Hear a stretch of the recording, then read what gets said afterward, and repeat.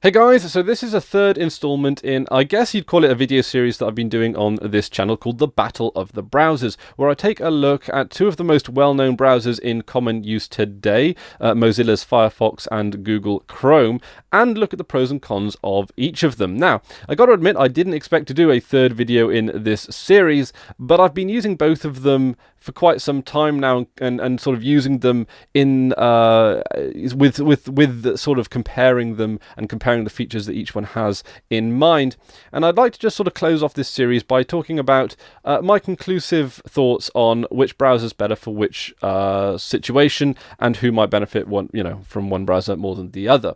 So I've got here some notes in front of me, pros and cons of using each one, or more specifically features that each one has.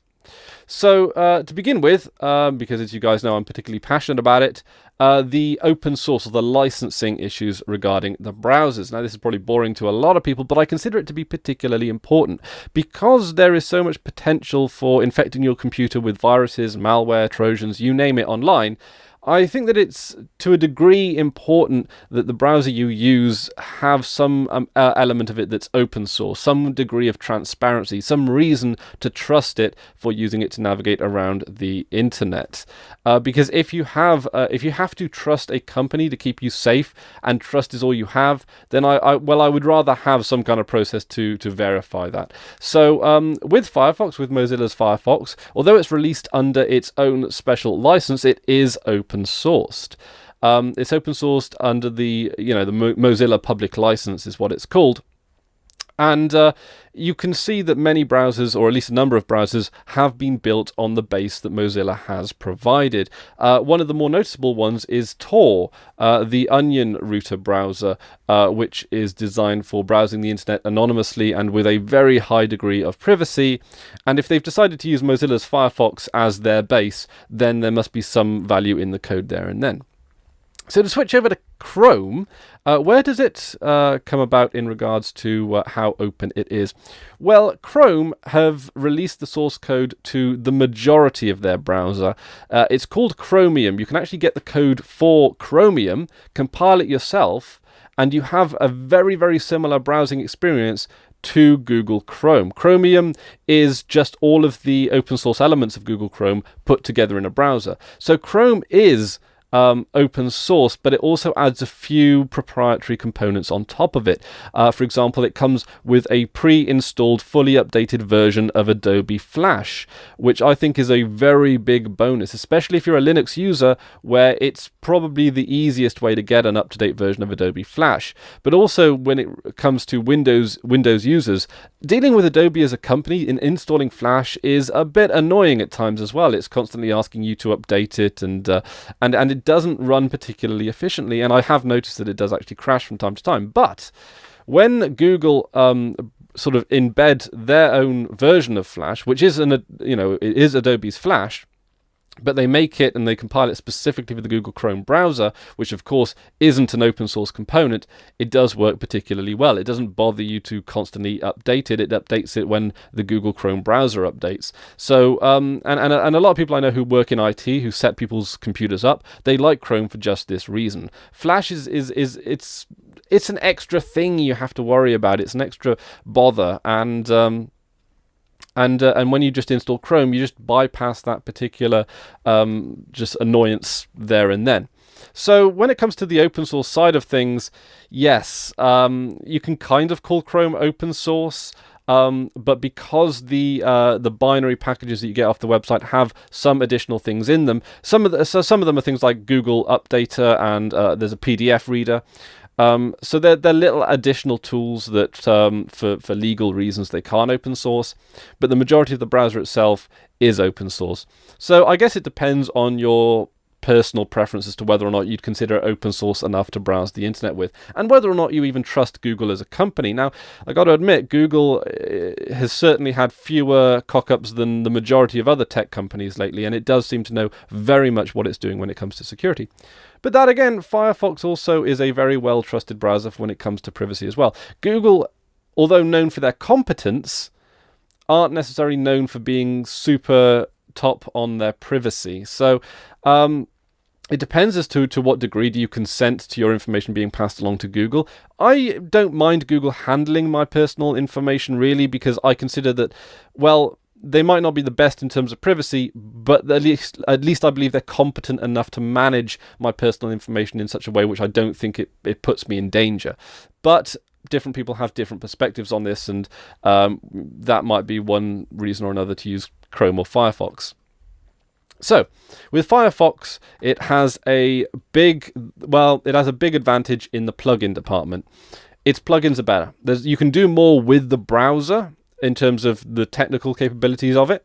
I like that in the Mozilla plugin store, it actually gives you the license of each of the plugins. So you can immediately tell on the store page whether or not a plugin that you download and use is open source, or whether or not it's proprietary, or whether or not it doesn't have a license whatsoever and it's just something that someone's cobbled together and just present it to the world. It gives you a pretty good rundown on what to expect in regards to the legality of any of the plugins that you use.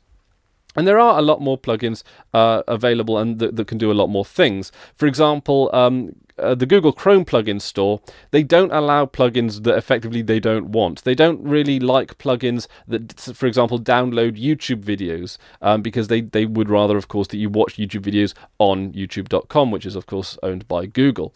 Whereas Firefox have no such qualms with this. If you want to download a plugin that can download a YouTube video just with the click of a button, Firefox is more than happy to provide, or at least it's more than happy to provide the framework for that.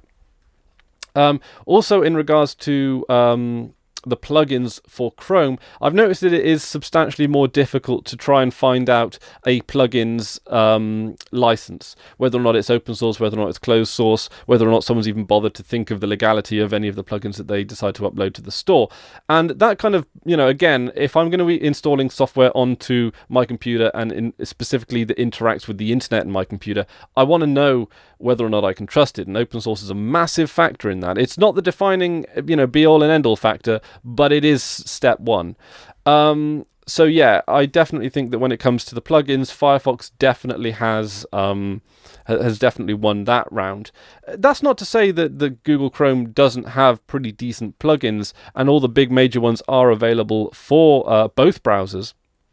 Although that being said, you may even remember a video that I did where I talked about NoScript, which is a browser that blocks all JavaScripts and various other things from running on a website by default, making your browsing experience not only safer but also faster as well.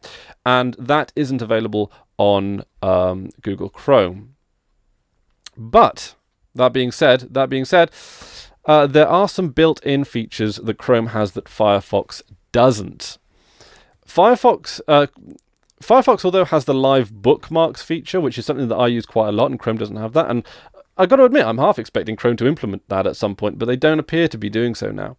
But when it comes to out-of-the-box support, not support, but out-of-the-box features, Chrome has one which is particularly useful, and one which really intrigued me, because if a browser has a feature inbuilt, I sort of feel a bit safer using that, because not only is it automatically the same license as the browser that you're using, but also it's less likely to crash the browser, because as we all know, the number one cause for browser crashes is are plugins. Plugins do crash, or not automatically crash browsers, but if your browser crashes regularly, there is a very high chance that it's a plugin or a combination of plugins that are causing those crashes.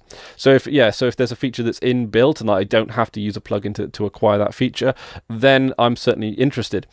And the way how Chrome handles cookies and scripts and plugins out of the box is something which I'm particularly intrigued by, because it allows you to block cookies, scripts, and plugins until specifically activated at your discretion by going in through the settings and the advanced settings and the content options, it's kind of similar to NoScript, except that it also covers cookies as well.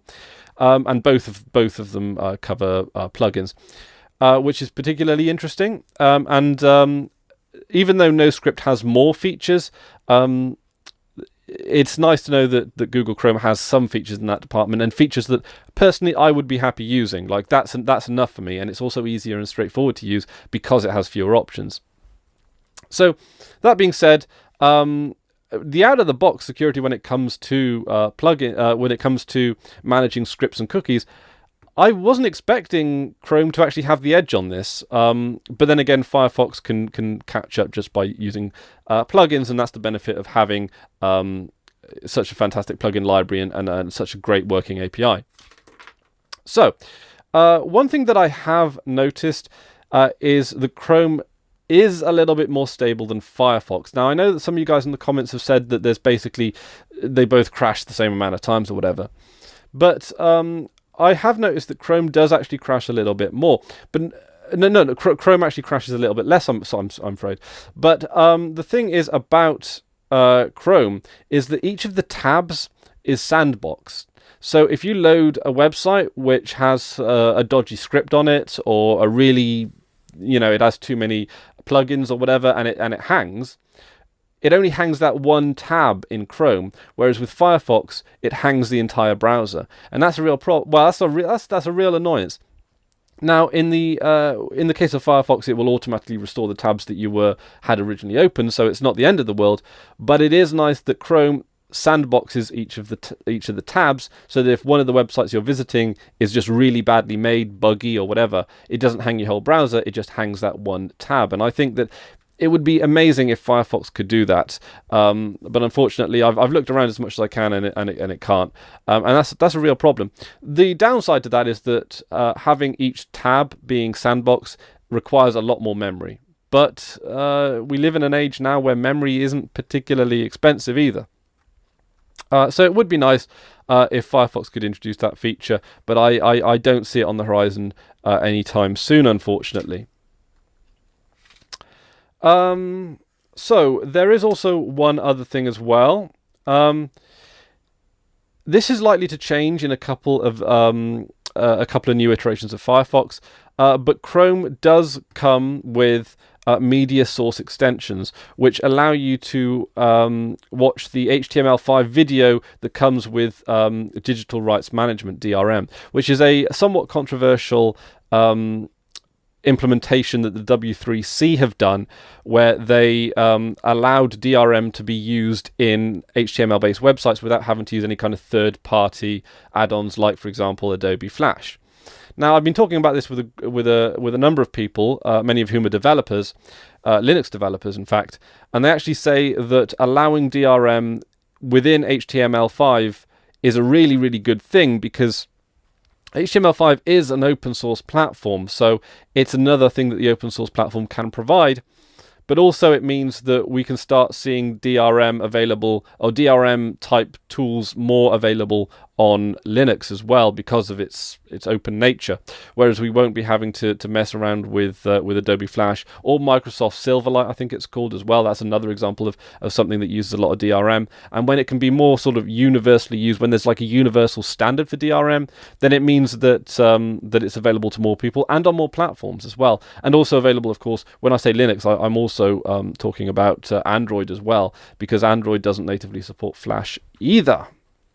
Okay, so there is actually another thing as well that that I think Firefox very much has the edge over Chrome on, and that's that Firefox's mobile port is significantly better than Chrome.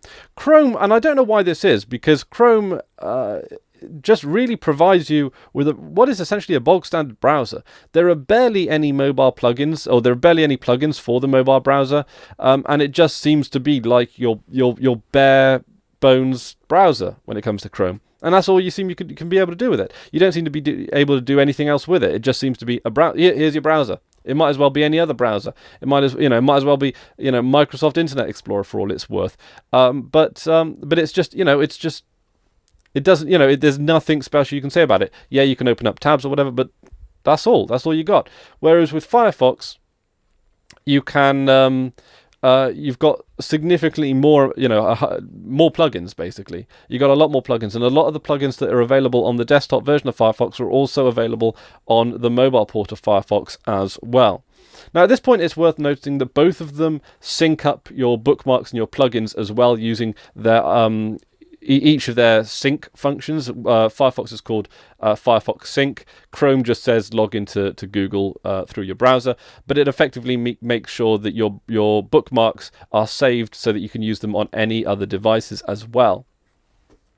When it comes to Chrome, you can as well have profiles are built in and they work out of the box as well. So profiles, in case you didn't know how they work, is if you've got multiple people using a browser, or if you've got a browser where you have to log into multiple, say, YouTube accounts at the same time, or it's useful to log into multiple accounts on the same service at the same time, what you can do is you can run two specific instances of Google Chrome.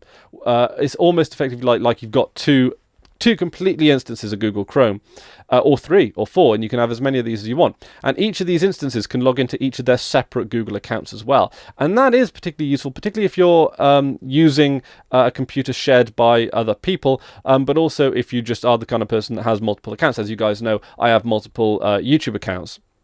So if I'm uploading 2 videos to 2 separate accounts, I can just have 2 instances of 2 or 3 instances of Google Chrome up and running, and I can be uploading 2 videos at the same time, because Lord knows I've got the bandwidth for it. So there is the option to do that in Firefox, but you do again have to fill that void using plugins. Now the plugins are actually pretty good, and actually the plugins themselves really just interface with what is an existing function beneath the Firefox framework. So Firefox do have profiles, and you don't necessarily need a plugin to access them if you're willing to get into the command line. But you do need a plugin if you just want something to quick and easily switch from one to the other, or have 2 open at the same time. And again, because you can have plugins to fill that particular need, there are more options, but then again, that kind of also complicates things. So when it comes to things like plugins, when it comes to like the security in regards to scripts, the security in regards to cookies, the profiles, Chrome does have more out-of-the-box functionality on the desktop version, whereas Firefox does require more plugins just to get up to par with Google Chrome. But once Firefox has caught up with plugins, I got to admit, there's very little difference in there, and a lot of it depends on how you use your browser as to which one you might prefer. I know many of you in the comment section of previous videos in this series say that you enjoy using both, and of course I use both. And I gotta say, I've got mixed feelings. I've got mixed feelings about both of them. One is that Chrome having an up-to-date version of Flash is really, really useful for things like streaming on Twitch. Twitch still uses Flash, although they are getting rid of it, and I will be surprised if we see Flash sort of around in a couple of years' time. Flash is dying out, and it's just a matter of time before it gets replaced by its HTML5 components. And it will do over time. So the fact that Chrome has Flash built into it effectively is becoming less and less relevant by the day, because Twitch is going to eventually move from having an Adobe Flash based streaming service to an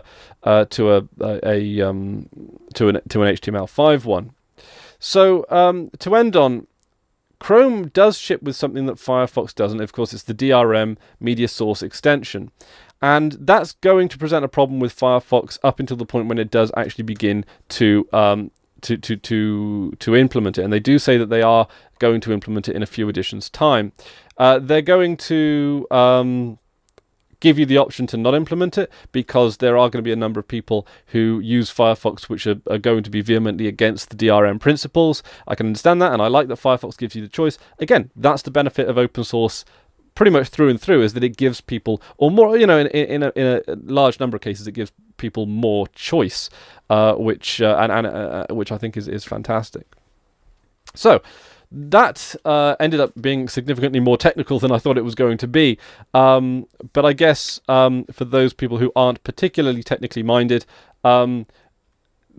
would they be happy using one or the other? I guess some of the more advanced features like profile management and plugins and that kind of thing are probably going to really appeal more to the technically minded. And I guess if you aren't particularly technically minded, I think Chrome might be the better option, particularly when it comes to the implementation of Adobe Flash and the implementation of the DRM HTML5 features, like, for example, media source extensions. But then again, of course, Mozilla, Firefox, again, when, once it's finally caught up with the media source extensions, again, it's going to be on a par. There's very little in it. To me, it basically comes down between plugins versus the sort of the more sort of polished and out-of-the-box features that Chrome has, because I think that Chrome does feel a little bit more polished, which is a shame, because that really kind of personally, for me, it divides me quite sort of heavily. I feel that divide a lot, because I do need Flash, because of course I do quite a lot of live streaming, but then again, I do like the plugins that Firefox offers, and I am a massive